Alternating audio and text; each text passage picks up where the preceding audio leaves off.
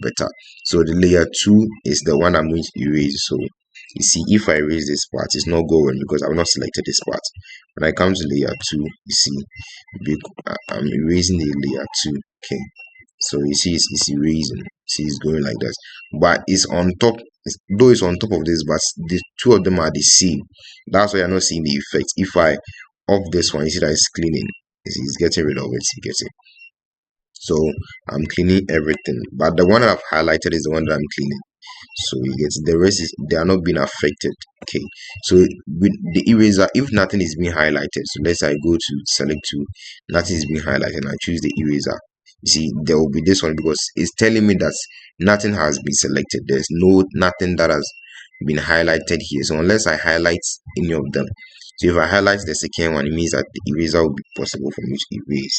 You get it? Now maybe you don't want it to erase everything, you just want it to be faint. You come to the opacity again, as I said in my previous video. So you come here, you can reduce it. So if I reduce it, see, I'm cleaning it though, but it's not really deep. See, it's faint.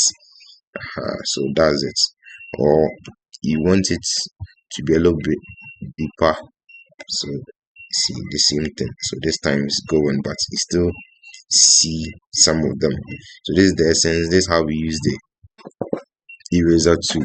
Now if you want the size to be bigger, let's say you are erasing something, this size is very small, so you want to increase it. You come to here, see the sizes are here, so you come to the side, you can increase it. You see the size is increasing and go a little bit deep, so now you get all the chance to erase it.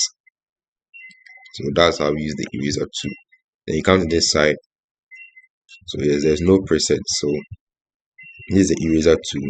Okay, yeah, so erase background. So this one you want to erase the background, the magic eraser. So the magic will do it by itself. Okay, so this is how we do it. But as I said in my previous video, always if you're not using, see the eraser, any move I take is going to affect the thing I'm doing. So always come to the selection so that anything that you do won't really affect the work. Okay, yeah, so basically that's how we use the eraser tool in all your activities. Okay, thank you very much for watching this video. Subscribe and share for me. Thank you.